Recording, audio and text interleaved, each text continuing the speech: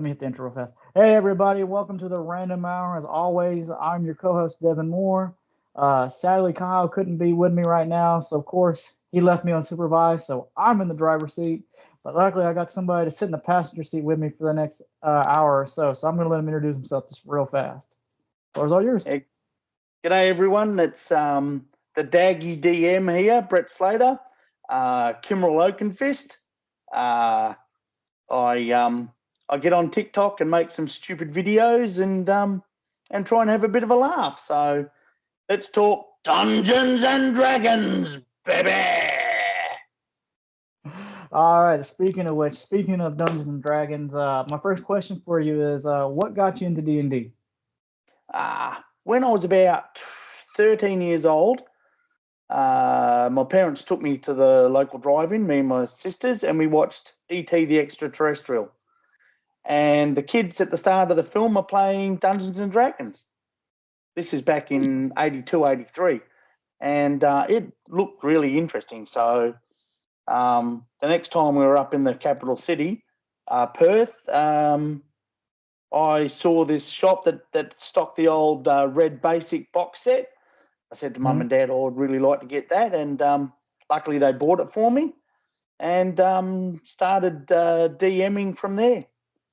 So I've got a bunch of school friends together and, yeah, we just played and played for years, got into a couple other different games, some cyberpunk games, mainly fantasy, but, yeah.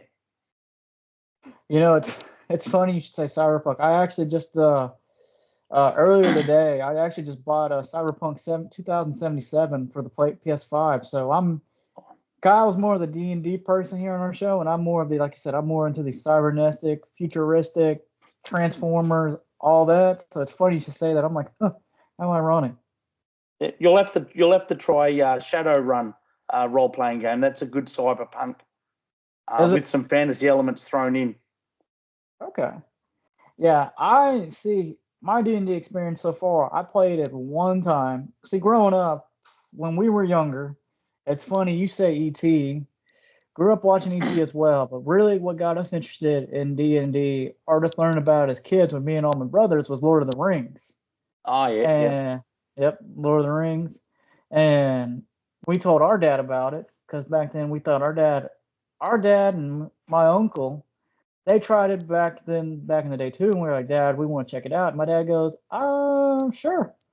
And so he was like, it's like the store, it's like you make up whatever you want and things like that. My brothers kind of got into it. Me, I'm one of those people where I'm like, of course, as a kid, you're like, okay, well, I want action. I want to, you know what I mean?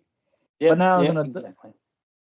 But it's funny, now that I'm married, my wife has gotten into D&D too, and she watches it all on YouTube, and it's funny.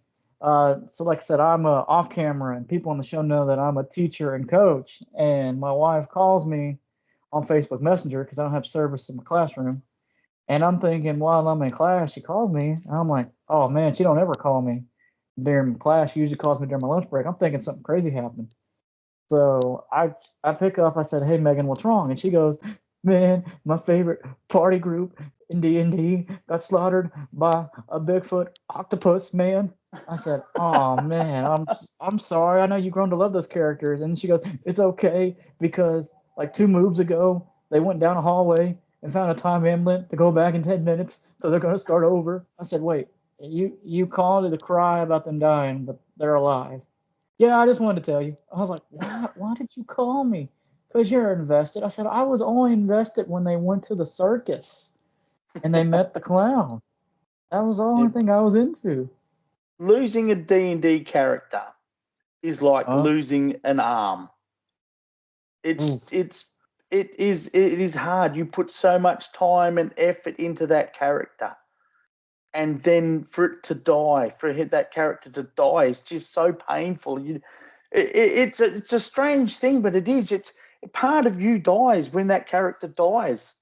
It's a weird thing that only sort of like a serious RPG player can understand. Mm-hmm. Golly, yeah. I remember, like, my wife's getting into it.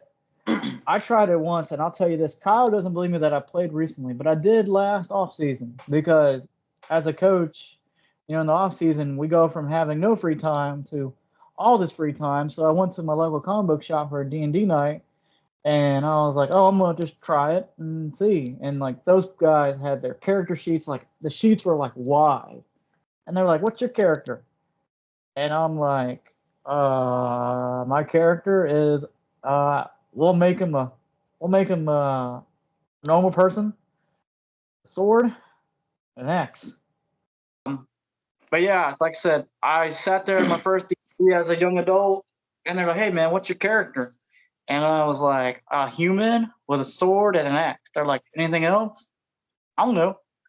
And they were like, "Ah man, come on, you gotta be more creative than that." And they were like, "What do you do for work?"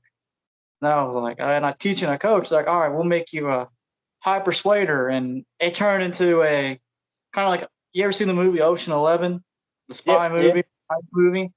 Yeah, they were in the middle of a heist, and they were like, "Oh, go trick these people," and they gave me the dice, and I threw it, and I was like, "Is that good?" I have no clue. They're like, "Yeah, it's good." I said, "Okay."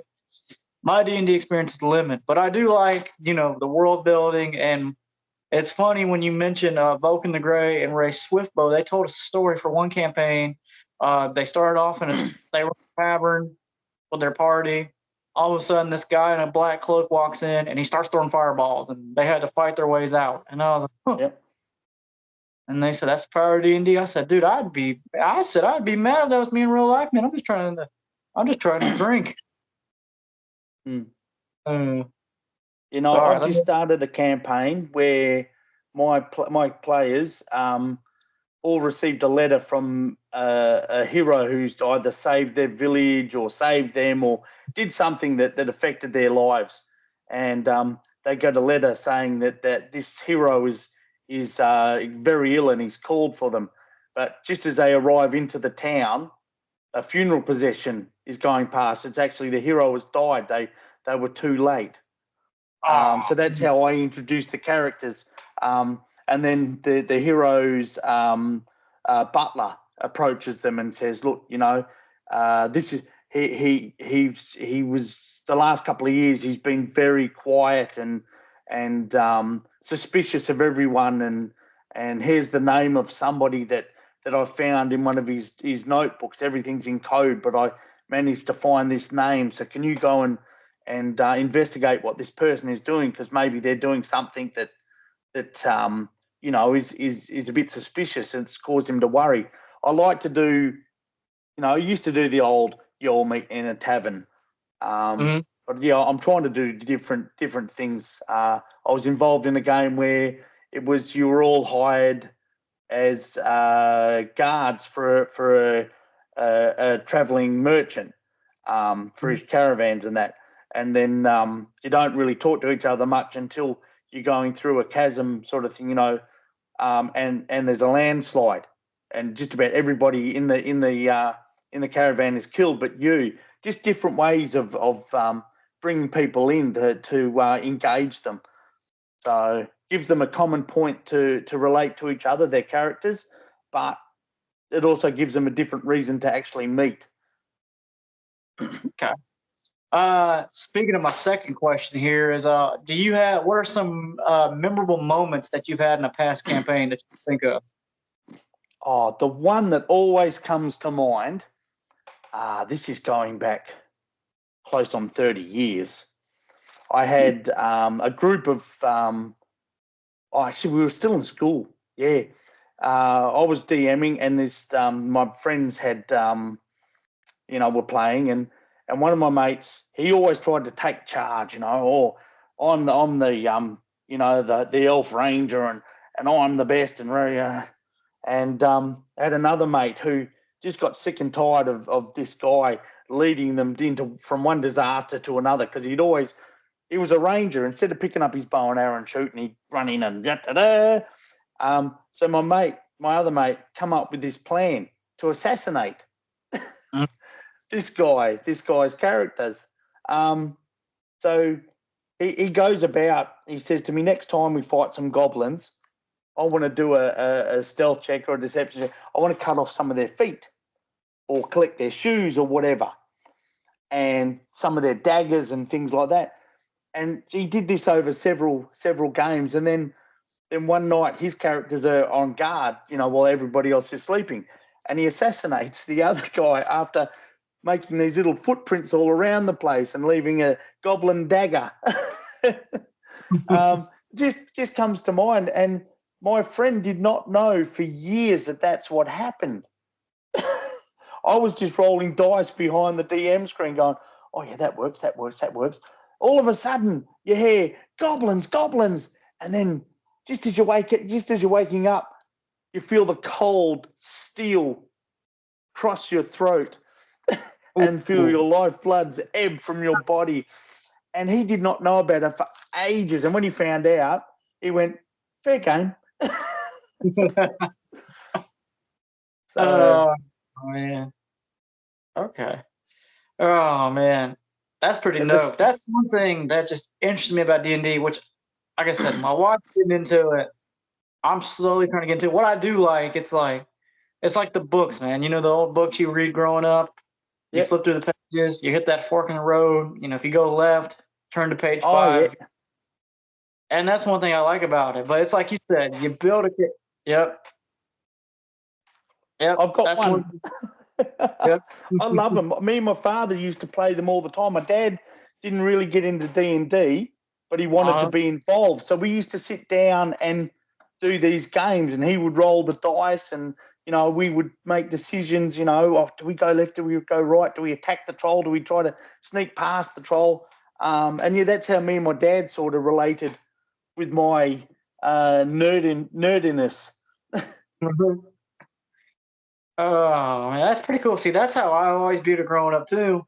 Like I said, here in the States, what was big for us in the States was, Lord of the Rings and The Hobbit. I don't know. I'm always curious. How big was The Hobbit and Lord of the Rings when it came out from y'all's side of the world? Was it pretty big? I discovered The Hobbit in my school library when I was about 8 or 9. And I read it and I loved it. And then I got into the Lord of the Rings. And for so many years, I would reread them every 3 or 4 years. I would reread them. I actually haven't read them now for about 10 years. But yeah, I used to read them all the time. I absolutely loved them. With me, it was more, I was more into science fiction films and books, but with role playing, there wasn't really a lot over here in Australia, sci-fi role playing.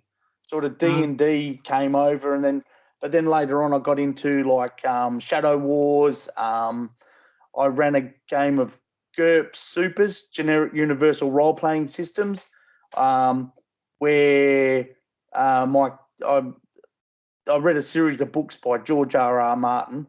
Please finish the bloody Songs of Fire and Ice, George R.R. Martin.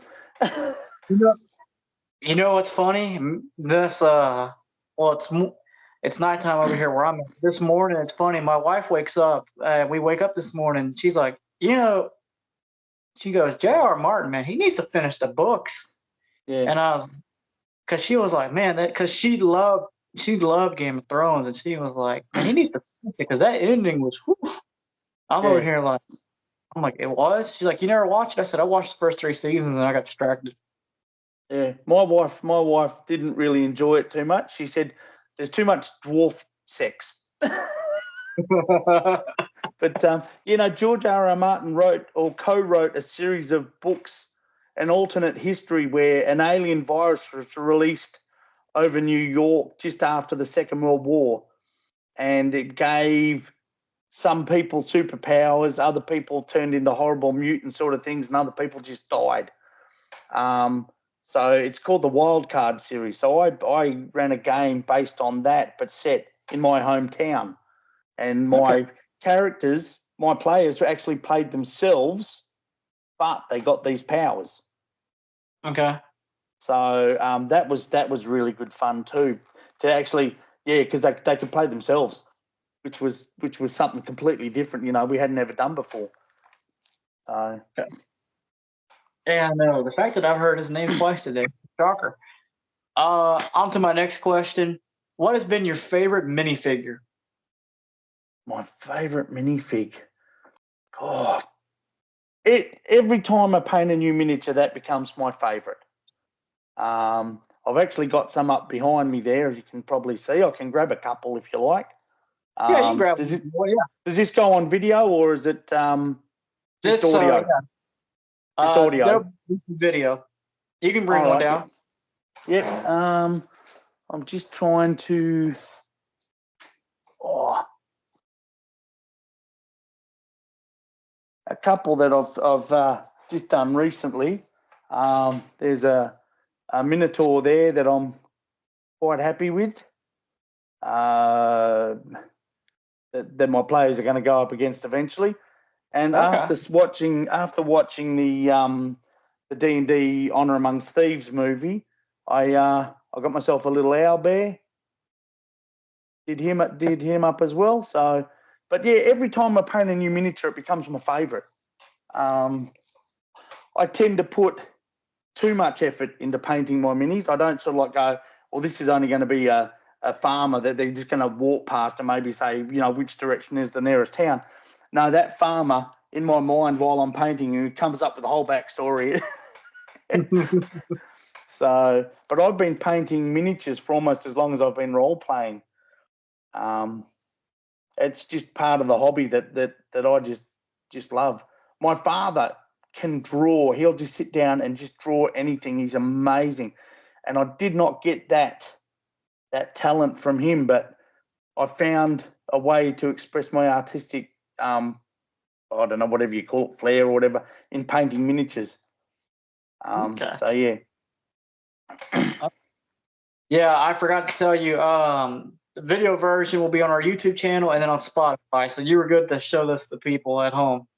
I Pretty hope they showed all right, but I mean, I'm not that good. I'm not a really good painter, but I just enjoy it so much and I get proud. They're my babies. It looks pretty well done. I'm pretty impressed. I did see them on the wall too. That's pretty impressive. I mean, it's better than me, man. I can't even draw a straight line. I was my youngest has inherited their grandfather's drawing abilities. But they really love anime and manga. And they're doing it in sort of like an anime manga style, and I'm so jealous of my own child. So, which is it's just a form of pride, I'm so proud that they are so good, but I would really like them to be able to teach me. Oh, My man, I kids are know. amazing, mate. I have three. I'm lucky. I have three amazing kids. I have an amazing wife who puts up with my stupidity. Yeah, I'm pretty blessed. Oh, man, trust me. As a school teacher, trust me, I see the kids, they get bored in class. And one of the things that I encourage, right, I'm like, I encourage creativity. And some of the stuff they draw, like I've had several students, they'll just start drawing, like you said, anime and manga style. And I'm like, God, I wish I could draw. Oh, And yeah. they're like, Coach, can you draw? I said, listen, if Coach Dev could draw manga and anime, you think he'd be your teacher right now? You wouldn't be doing those little X and circles on your game plan. You'd be drawing little figures. Yeah, for real. Trust me, that's like, yeah. Because my wife's just amazed by it. She's like, "What are you drawing?" She's like, "Can you draw a straight line?" I said, "No, the route. We call it a route. Whatever the wide receiver runs, the guy that runs and catches the ball." Yep. And we draw all sorts of crazy. We call them routes. Whether go 5 yards and things like that.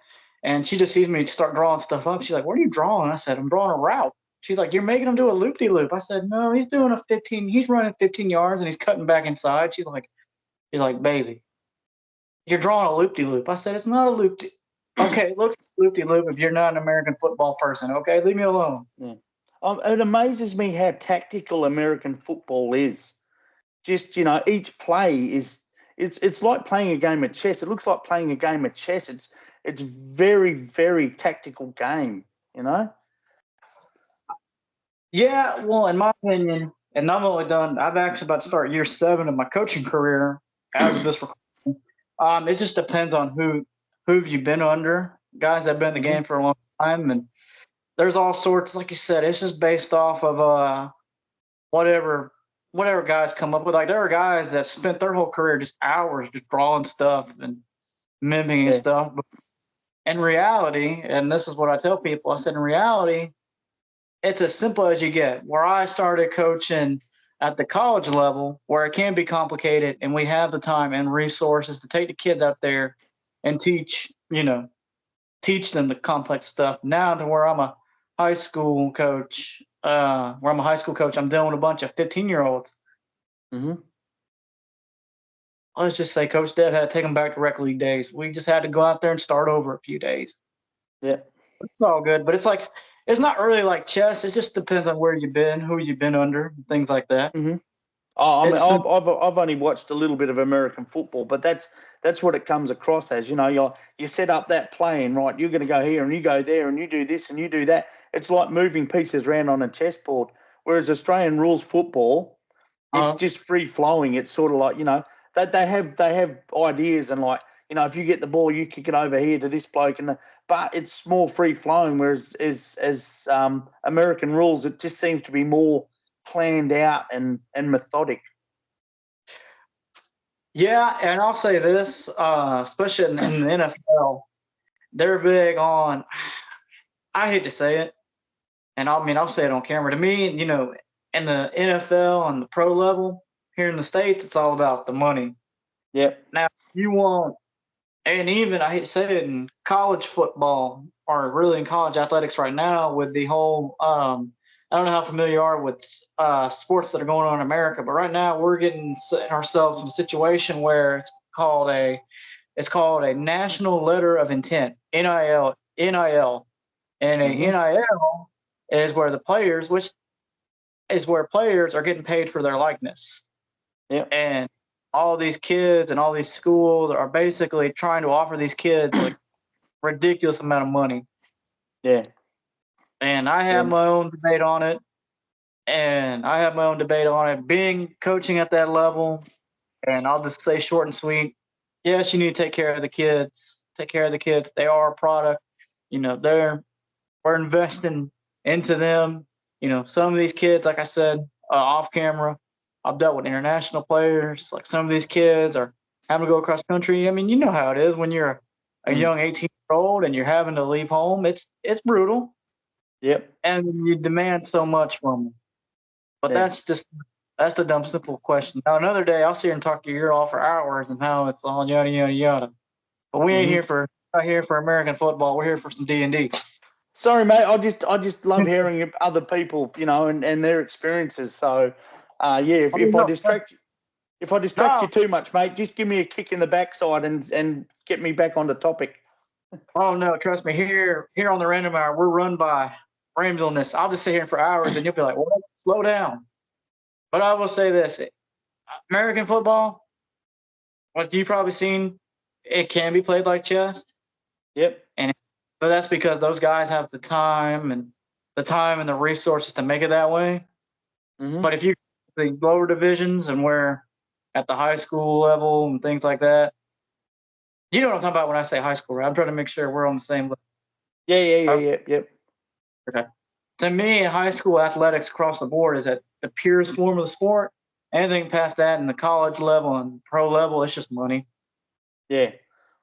Yeah, and we, things we, like we've that. got a similar thing over here where it's the money that, it's the National League that everybody is trying to get into. We start off with the little kickers, like your 3, 4, 5 year olds getting into the game, and it's up until you play all the way through school up into high school, and that we don't really have college football teams over here. It's Mhm. straight from high school, and sometimes we've had kids that were still in high school, 16, 17-year-olds that go straight into the National League because they're that good, and they're there for the big bucks. But we have a wage cap on our players. The teams are only allowed to spend a certain amount of money on players' salaries. They're Yep. not allowed to exceed that, so it sort of levels the playing field a bit. A really rich team can't just offer a ton of money to a guy. They have to stick within that wage cap. So, yeah. Yeah. You say a wage cap over here in the states, we call it salary caps. So it's the Yep. same thing. Yeah. But you do see that, and really, you really see that in soccer over here. In the States, you really see that with soccer, really in soccer here, and where it affects the most, which clubs can get those 17, 18-year-olds that are really good to Yeah. their salary cap and developing them. But then you get to the league where they want all these guys, and the league goes in like, hey, you're at your salary cap. You know what I mean? Yeah. So pretty much the same thing. You guys call them wages. We could say salary cap, and it's just. Yeah, we say salary cap too. I just couldn't think of the word salary, mate. Sorry. Oh, okay. Wage went straight into my head. Same thing. Okay, I'm over here like interesting. Trust me, like I said, I have a sports degree, so I'm like, I know what you're saying. And I've learned. But man, we see it the same thing too. We really see it more effectively here in the States with soccer. With Mm-hmm. soccer, is where it's affected the most. We're really having a big debate right now with our women's sports and women's basketball right now with that Yep. big gap. But the problem we have with women's basketball, for an example, I'll just tell you this: it's just the uh, advertisement and how they can fill up more speed, fill up more speed, not speed, seats, things like Yeah. that. That's Yep. all it is. But I'm We also a have a big similar thing over here. But our women's soccer team did so well in the World Cup, Yep. the last World Cup, that they're putting more bums on seats at the moment. So their salaries are actually going up, which is a great thing because there are some very skillful players there, and they deserve to be paid a decent amount for what they're doing. They're entertaining and they're doing what they love. And I think if you can get a decent salary out of that, good on you. Yeah. Oh no, I agree. Like I said, we see it more. Like I said, I agree with you more. We're seeing that here. Like I said, here stateside, man, we're seeing it more here for women's basketball. It's Mm-hmm. always been for soccer, Yep. but down here where I'm at, really where we're at in the states, in the South, soccer is starting to get so big, or it's starting to be. In fact, I'll tell you where I'm at right now. Our soccer team, which I'm actually a pretty big fan of. I'm not wearing my soccer stuff today, but in the past I do. Our soccer team, our pro soccer team here in Atlanta, Georgia, is our youngest team, and they have the most championships already versus all our other teams. Yeah. So I'm a big advocate. Like I said, I'm a big advocate of giving everybody equal rate wages, and it's like, man, you got to pay them. Yeah. Now, Unfortunately, it's the sponsors and the advertisers that dictate, and the popularity. If you can't get bums on seats and you can't get sponsors and you can't get advertisers, that's what dictates, which is so unfair. So it is, brother. I agree with you, man. But it's the world we live in. But yeah, I remember watching the World Cups with y'all's Australian team. I'm like, golly, like I'm telling you, I think, and this is just me, I think if us as a country, man, if we weren't so focused with American football and basketball, I think we can make one for our money in soccer. But until that, I mean, we've seen in my lifetime, I've seen that change. yeah, But we're not competing with the Germanys and the Brazils. And I hate to say it, and it breaks my heart, but we're not going to be able to compete. Our women's team has done good, and the reason for that, and I'll say this, is because, and I'll tell you this, growing up in the early 2000s to late 90s, early 2000s, soccer was painted as a women's sport, yeah, and so I hate to say it, where the top tier men's sport was football and basketball, top tier women's sport was women's basketball and soccer. So that's why we're mm-hmm. able to do so well for the women's World Cup. The men's World Cup, it's changing, but and Yeah, in my opinion, we got a long way to go. yeah. Keep Man. plugging away, and I mean, you look at England; it's their national sport. They've only won one World Cup. I'm The telling, men's team. I'm telling you, but I love World Cup time, and I stay up all Yeah, night. I watch it all the time. That's like I eat, sleep, breathe soccer. I was originally going to get into soccer, but I have my own way where football kind of just fell into my lap, and I'm very blessed. Like I said, I'm very blessed to have given the opportunity to coach at the college level and make enough money now to where I can take care. Like you said, I have a wife yeah. that loves me and supports our show, and she believes in us, and she's just like, "Good luck, don't embarrass yourself too much." I said, "Okay." Oh, You're like, my go ahead. wife would say, if you embarrass yourself, I'm going to disown you. Oh, my But wife she does doesn't too. mean it. She doesn't mean it. She's amazing. She's an amazing woman. But Australian sense of humour is pretty warped, mate. Yeah, you call your best mate an asshole. So I don't know. I shouldn't be swearing, but You're and good. you call your enemy mate, but it's the way you say it. You go, "You all right there, mate?" You know. but when you see your friend, you go, "Hey, how you going, bastard?" So yeah, we turn things on their head, and we're a weird mob. Nah, brother, you're good with the cussing, dude. We cuss all the time. Trust me, if you watch some of our older episodes, me and Kyle, man, we've been friends for about 9 years. We were college roommates for 2. He was actually one of the groomsmen in my wedding, so we talk crazy to each other like all the time. Whew. All right. Anyway, back to Dungeons and Dragons, Yeah. baby. um. Whew, sorry, that was a pretty good conversation. I appreciate it. What what D&D class would you say you are in real life? Up until a couple of years ago, I would have said just your basic fighter. Uh, Um, but I played in a game where I went, oh, I'm always a dwarf fighter. I know uh, I'll do something completely different. I'll go dwarf paladin. And I actually liked that use of magic, and I actually liked the fact that I could be part of the support too, that little bit of healing and things like that. And then unfortunately that character died. So I thought, oh, I'll do something really different. I'll go an artificer, but I'll be a gnome, which is, mm, closely related to a dwarf. But then I made him so that he was more of a support character. Um, and I'm actually enjoying that.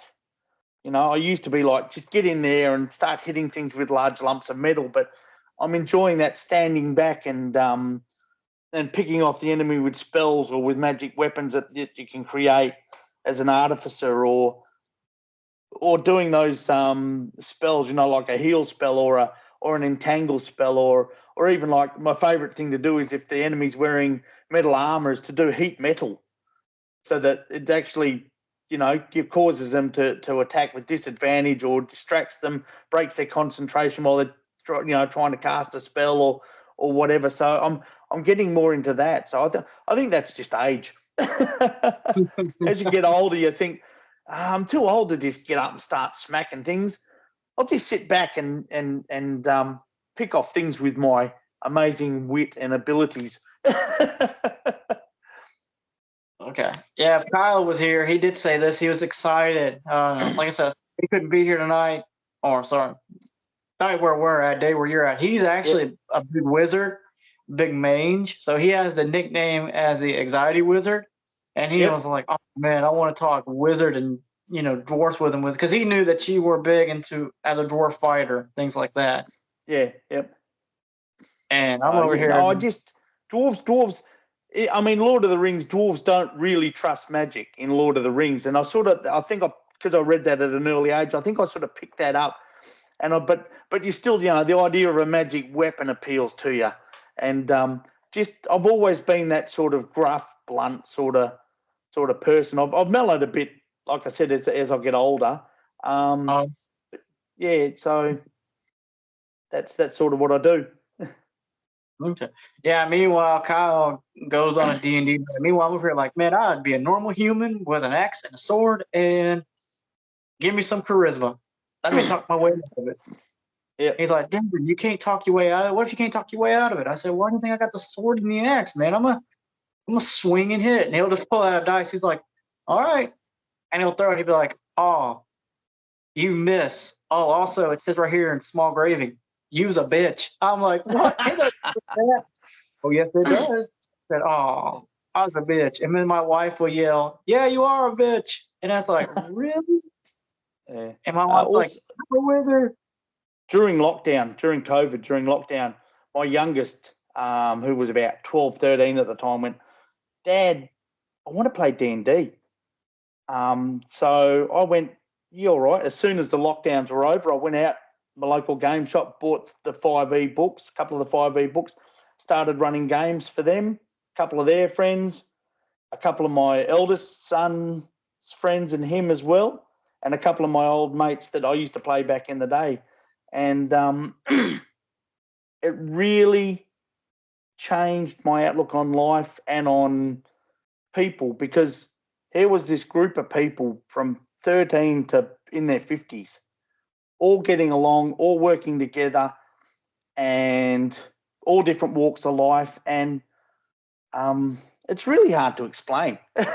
It sounds weird trying to explain it in a D&D environment, but it just made me realise that some of my preconceived ideas were so archaic and so just not right that I sort of just turned my whole life on my head and went, well, bugger it, just be the person that you want to be. You don't have to be the person that you've always been.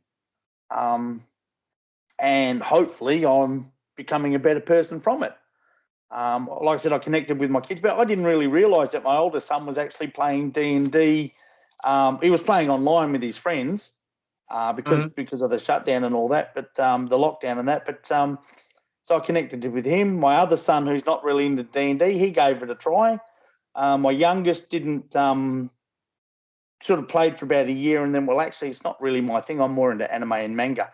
So I've tried to get them into a manga style RPG, but they've thrown themselves wholly into their art at the moment, and they're in year 10 in high school, so they've only got a couple of years to go. So they're trying to figure out what they want to do, and so they've sort of pushed that to one side for a little while. But it's D&D. I hadn't played for a while. My youngest wanted to play, and a whole lot of things sort of just rolled into place to make me change my outlook on life. It's the easiest way to be, and family were a big part of that. So Good. I will say this, as we, one common thing, as we've one thing I've noticed with more people we've talked to in the D&D community, that's been like the big thing across the board, is it's brought people close as a community and friendship along the way. That's pretty good. Your story's similar to all the other creators we've met across the way. You've been Vulcan, the Gray, and Ren. I always call her Ray sometimes. I always think of Ray from Star Wars. I call her that by accident. I swear they're gonna DM me on TikTok like, dude, you keep butchering her name. I'm sorry. Oh, dude, it was crazy. It's all good, mate. Oh, it's crazy. Like in the backseat, I'm one of those people where, like, if you have a persona like they do, I'll think you're your persona. So when you're emailing me, kind of like how we were with you, I was like, I'm like, dude, who is so and so? Oh, this is so and so. Yeah. And in the interview, I'm like, I just sit there in the interview. You'll just see us say, I'm like, Vulcan. I mean, blah blah blah. I'm like Erica, and they pretty. Sorry, I'm like you. I go on a tangent, but they said the same story when Ren was born.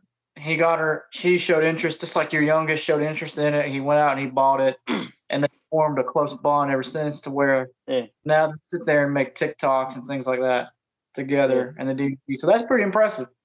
I wish I had a personal story to share with D&D, but I really don't. Kyle's story, he's told me this too, and he's probably told them in that episode. I can't remember. I don't think so. He might have told them off camera, but he was the same way. He felt like an outcast. He grew up in a small Christian school. He felt like an outcast, and then one day he found a group of guys playing D&D, and they joined him, and he became friends with them ever since. That's funny because I actually went to a Catholic school.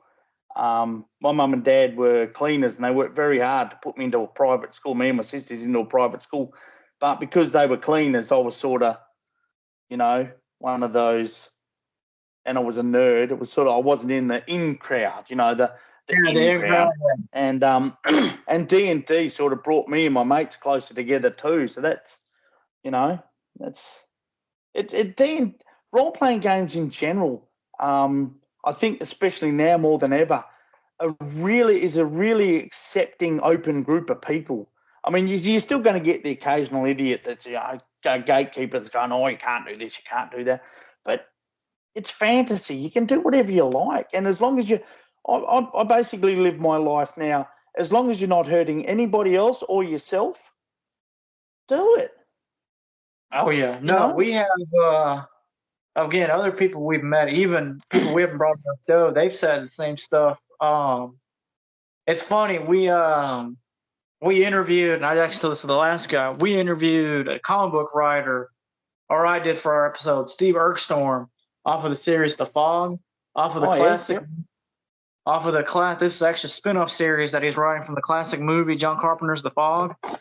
And as a comic book writer, he says one thing that he's noticed in conventions is like, and he says the same thing. He's like, man, I've lived long enough and I've on this business. Like, if you're not hurting somebody or you're not hurting yourself, then let it be. And he says there are some people over here in the States are gatekeeping and things like that. So it's interesting that you guys are noticing the same thing. And I don't know how it is on your side of the world, but over here in the States, we see a lot of really, we discussed it with a cosplayer. No, we discussed this episode's not out yet. It's coming out this month with the podcast group Gayish. And we were talking about how in the fantasy and RPG world, there's a lot of gatekeeping, but it's based off of race. So, like for an example, Superman white, right? Yeah. And Superman can only be white, so nobody can cosplay as Superman that's African American, Asian, and things like that. So we see a lot of people gatekeep in that regard, and we call it, it's called the term colorism. We call that colorism in the States. I don't know if you guys are familiar with that term. I'm not, but I mean, I don't see a problem if you enjoy something and you want to, dress up as Superman and you're Asian or you're African American or you're Australian Aboriginal or you're whoever, you're overweight with a grey beard like me, If I want to dress up as Superman, why the hell can't I dress up as Superman? It's not hurting anyone. It might hurt your eyes if you see my belly hanging over my red underpants, but I mean, you can always just not look. Just let people enjoy life. If you are so busy gatekeeping and trolling and making sure that people stick to what you think is right, you're not actually enjoying life yourself, and I feel sorry for you. Just try and enjoy life yourself, and once you start enjoying life yourself, you're going to realise that does it really matter? Is it that important? No, it's not. They're having fun. I'm having fun. Let's just get on with life. Good. All right. So my next question for you is, I feel like you mentioned this in the beginning, but I was going to make sure. What is the craziest things you've done during a D&D session? The craziest thing, I've actually done. Oh, that's a hard one. I tend to try and be the sensible one in the group. I try to be the one that, stands there and stands shoulder to shoulder, back to back, but probably when I was playing my dwarf character, Kymrhyl Oakenfist, it was just, I used to Leroy Jenkins sometimes. I used to just run in and, oh, you notice there's a red dragon and you guys are only level 2. Oh, I can take him. I've got my trusty battle axe. I'm just going to go in there and try and whack the crap out of that dragon with a large lump of sharp metal. My artificer, Battlesmith, Robertrix Down Senior, not Robert Downey Jr., and his Steel Defender Rhodey, Road and Overland Articulated Dog Interface, not War Machine at all. They used to. I used to try and get away with stuff with my Steel Defender. It was a robotic dog. Like everybody had to try and climb up through this hole in the ceiling that was 20 feet up. So I say to my DM, I'm just going to jump on Rhodey's back and grab his tail and start cranking it. And as I'm cranking it, his legs are going to sort of like go gadget and extend out till I'm 20 footer. And after a while, he just got sick of that. We had to swim through a 50-foot long tunnel underwater. So I go, right, I pull my dog's nose off, and there's a tube connected to it, and I just place it over my face because the other side of it is actually an oxygen mask, and I twist his ears to adjust the oxygen content of the. He's going, no, I'm done with this. I've had enough. You're not getting away with all this crap. So I do silly little things like that, which just, it was good to start with, but after a while I was trying to push the boundaries a little bit. Mm-hmm. I got you. Oh man, that sounds like a normal day at work for us. That's interesting. That sounds like something out of a Marvel movie. I don't. Interesting. It's always interesting to hear people's stories from different campaigns. Because to me, and anytime I hear a campaign, that sounds like a typical college story for me. You end up going to the tavern. Next thing you know, you're sitting there with your buddy, and you're going through woods or something. That's pretty good. Oh, the strangest thing that's happened to me in real life was my Bucks night. We went on a pub crawl, basically. We just went from pub to pub to pub. And you call it a pub crawl? Sorry? You call it a pub crawl? Pub crawl, yeah, it's a pub crawl. Because by the end of it, you're just about crawling to the last pub because you can't stand up. But we call it, bro, interesting story. That's the first I ever heard of it. I'm going to start using that. We call it bar hopping. Yep. Well, you can't hop when you're drunk, mate.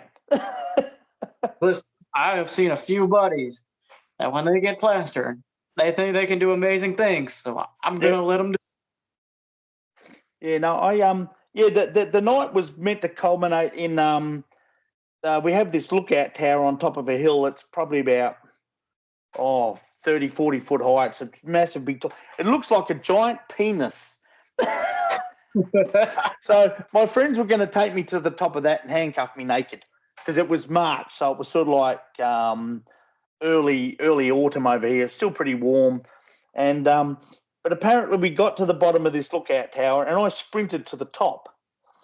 And then by the time, and I was completely wasted. I was off my face. I'd been drinking, for about a good 6 or 7 hours solid, and not just beer, whatever, just shots of bloody tequila, whiskey, pints of Guinness, just anything. So I was really off my nut. And they got to the top and I'd passed out. They found me just sprawled out on the top and they went, oh, maybe we should, seek medical attention or something. Anyway, I mean, I've always been a bit of a larger bloke. And, I've got 5 of my very drunk mates trying to figure out how to get me down. And there was an American warship in the harbour at the time.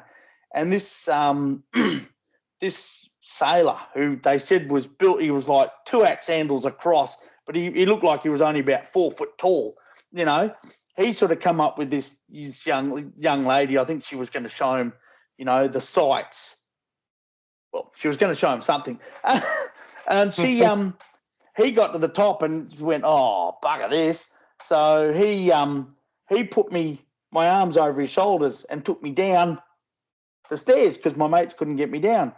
And the next morning I woke up and the tops of my feet were really sore because he was so short. My feet were banging on every single step on the way down and my shoes were stuffed. That was a good night, apparently. I don't remember any of it, but it was a good night. I was only told about this. I never actually. I think it's all made up. But the only evidence I have is my shoes and my sore feet. Oh man, yeah, I feel that. That's it. Yeah, I've been told a few stories too. That's like it's funny. I went from, and the worst it's been for me of recently. I went from like you drinking tequila and whiskey to now I drink them fruity little Smirnoff ices on a random Friday when I'm bored. Yep. But the worst I ever got was my bachelor party. Ended up being on my own 2 feet at 2 o'clock in the afternoon to at 10 o'clock at night, or no, at 1 o'clock in the morning. I was in a wheelchair. I said, "Oh, what happened here?" And too bad Kyle isn't here because Kyle was one of my groomsmen. He told me the next morning. He's like, "Yeah, in the back of the truck, you just threw up all over me." And Yeah. I was like, "My bad." And he's like, "It's okay, bud."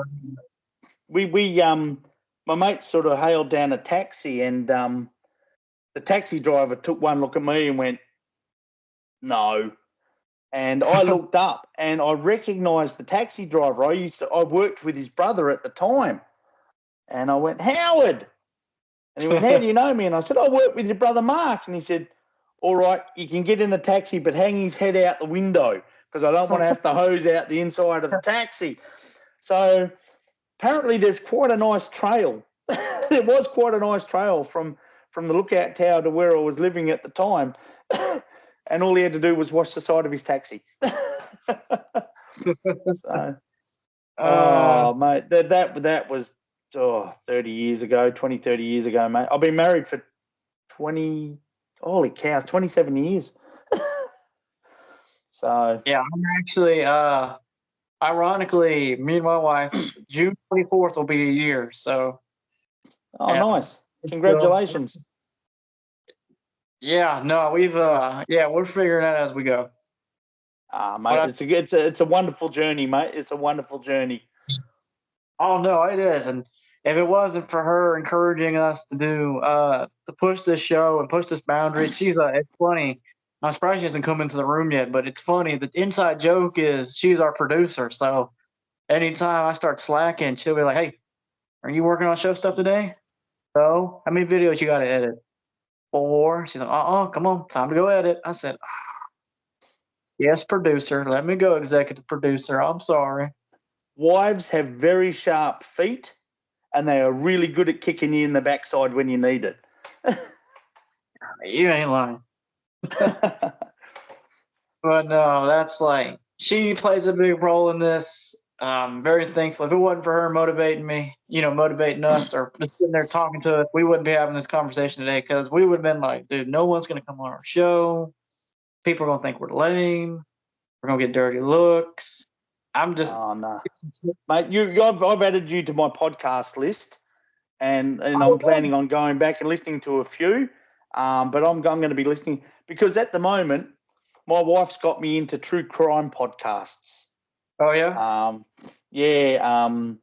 My Favourite Murder, Last Podcast on the Left, Drunk Women Solving Crime, stuff like that. But she listens to them to go to sleep to.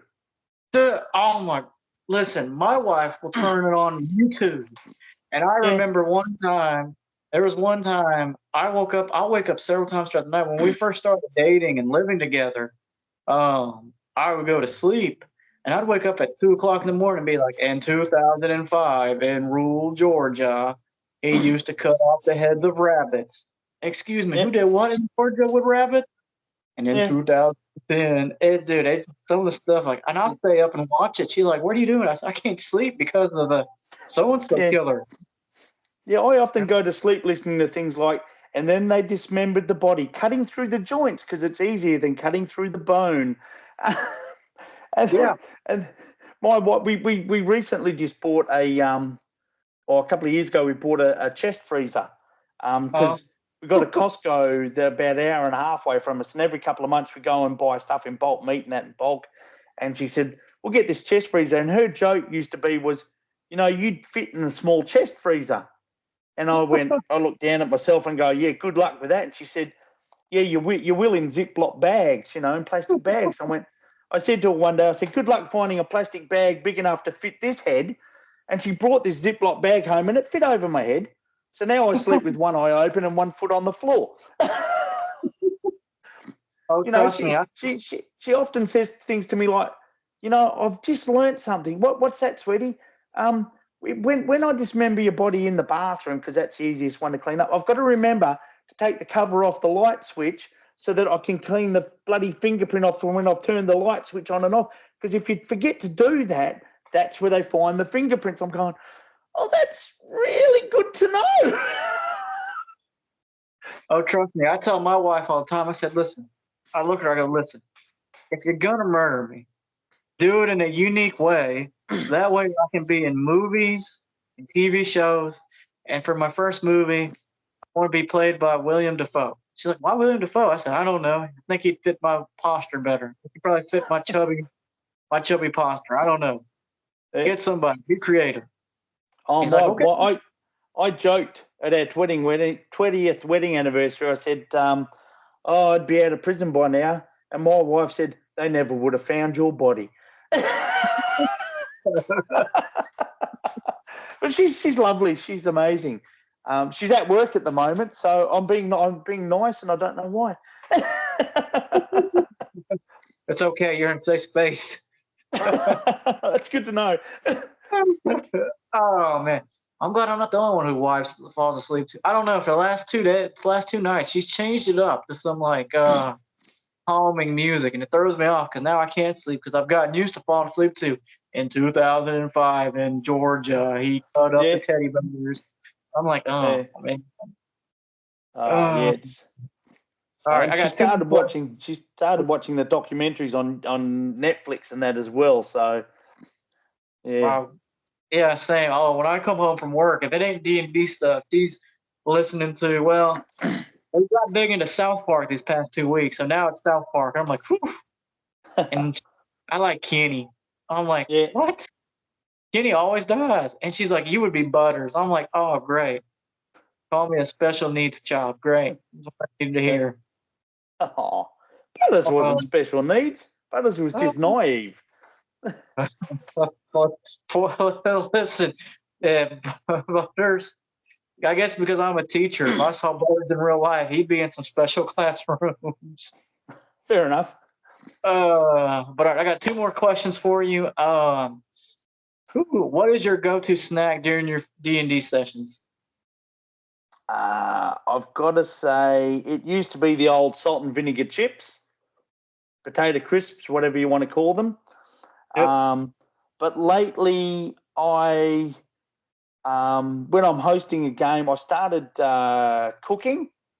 I haven't worked for the last close on 15 years because of my depression and anxiety. My wife goes out and works. So I get to stay home, look after the kids. We've got my eldest and my youngest are actually on the autism spectrum, so I was running them to appointments and stuff like that. So I developed a passion for cooking.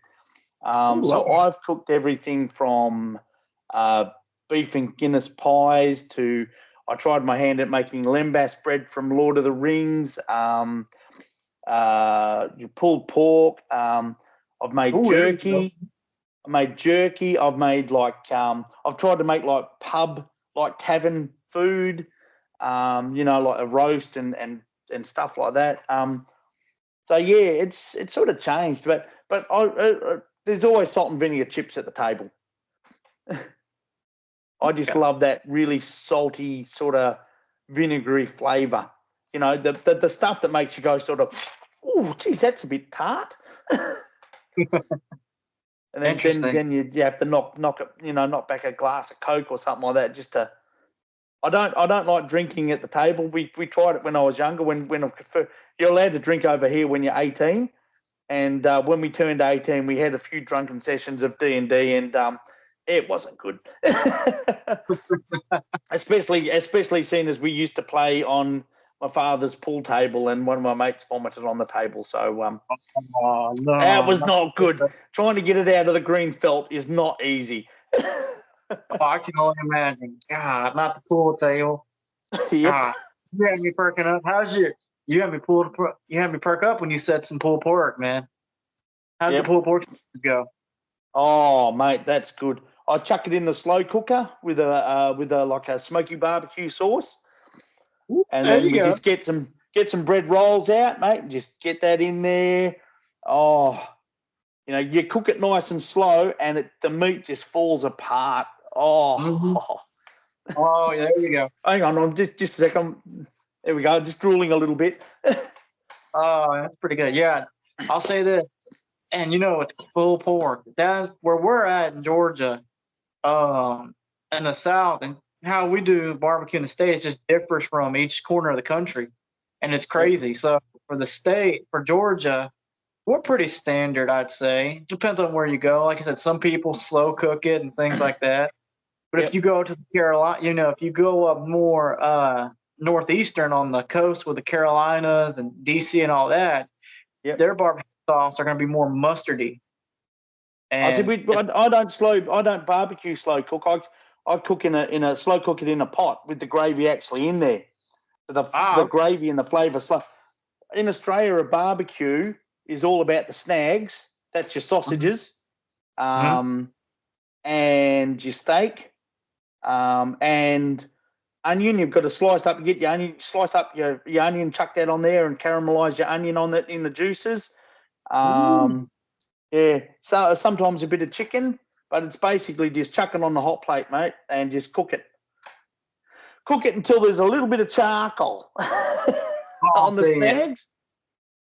I'm a sucker. I'm a sucker for some charcoal. I don't know. Anytime you charcoal grill something, it tastes so much better. Yeah. So, and the meat's just got to have that little bit of pink in it. If it's too well done, it's too tough. So. Yeah, I agree. Sometimes I'll eat my stuff well done, but sometimes it just depends on what mood I'm in. But I agree with you. There's been a few times where I'll cook it well done and I'm like, all right. And then like I bite into it, I'm like, this ain't for me. Yep. You got if you're gonna cook it well done, a little bit of bicarb soda on the meat to trick the Chinese chefs use. A little bit of bicarb soda on the meat, then wash it off. And that just helps to break down the muscle fibers a little bit so that it's a bit more tender. That's why your Chinese stir fries and that's why the meat in that is always nice and tender. A little bit of bicarb soda on it first and then wash it off. Let it sit for an hour or two and then wash it off. Okay. So I really got into cooking the last few years. Okay. All right, so my last question before we do the outro here, what advice would you give any inspiring DMs that want to be a DM? Any advice you give somebody that wants to be a DM? The most important thing, and I see a lot of people talk about this sort of thing, they don't really mention this. The most important thing is have fun yourself. If you're not having fun, if you're not enjoying yourself, your players are going to pick up on that. They're not going to enjoy themselves. So first thing, make sure you're having fun. Make sure your players are having fun. Make sure you know what your players do and don't like, and sort of follow that as a bit of a guide. Make sure your players know what you do and don't like, so that because you don't want to start crossing lines, because that's when things start getting ugly. But yeah, most importantly, make sure you're having fun. There's nothing worse. I've run games where I've been that nervous and that anxious about, it's just going to be good, and put so much effort into it. I didn't enjoy it, and my players have come back and gone, that wasn't a really good session. Whereas I've had other games where I've just sort of done a fair bit of it on the fly and let the players sort of, what the players were saying and doing, sort of guide me as to where the game was going, and I've had more fun with those games than anything else. So yeah, have fun. Don't take it too seriously. You're there to have fun. Okay. Well, Brent, that's pretty much all the questions I have for you. Is there anywhere the listeners' homes can find you? On TikTok, I am the Daggy_DM. That's DAGGY_DM, or Kymrhyl Oakenfist, KYMRHYLOAKENFIST on TikTok. I have a couple of personas on there. I do the Dungeons and Dragons baby bloke, and I also do the old Aussie bloke, who just reacts to videos and says silly things. But I am going to start playing Savage Worlds, so pretty soon we may be entering the Savage Worlds, baby. Okay. Yeah, all right. And also on your amazing podcast, go and listen to this amazing podcast. You don't have to listen to my episode because I'm a bit of an idiot, but you guys have an amazing podcast, and I'd encourage everybody to go out and watch it and listen to it. I don't know about amazing, but I'll take it. I will take it. Man, but like you said, guys, you can come check me out on my sports podcast, the More Sports Podcast, where it's not your typical sports podcast. We have some fun with it. We've actually covered some international sports. along the Yep. way, so you never know what we're going to cover there. And of course, we have our movie review podcast, Popcorn Buckets, where we just review a movie of the week and we just go on a tangent there. And I'll of have to course, you check can. out the popcorn one and your sport one too, mate, because I love you guys. You do a really good job. Okay. Here, I'll send you the links to them after I get done. When we get done here, I got you. No worries. That sounds great. All right. But as also, guys, you can also subscribe to our YouTube channel, Random Incorporated, where the video version on this interview is on as well as our other interviewers, which we mentioned their names a few times, aka Vulcan the Gray and Ray Swiftbow, and other people we brought on our show. To check out the video version on our YouTube channel, Random Incorporated. Hey, and you can follow us on social media, Instagram as Rando Boys, and on Twitter at Rando Corporate One. And of course, you can come follow my cringy TikTokness on Devin Moore Comedy, where I post bits and snippets of podcast episodes on there and my cringe as well. So you just never know. Trying to become a funny man here in the States. So you never know where that leads. Brent, you got any last words? Just try and enjoy life and let other people enjoy theirs. I think if everybody did that, I don't think we'd have half the trouble in the world that we do. All right. Well, until next time, guys.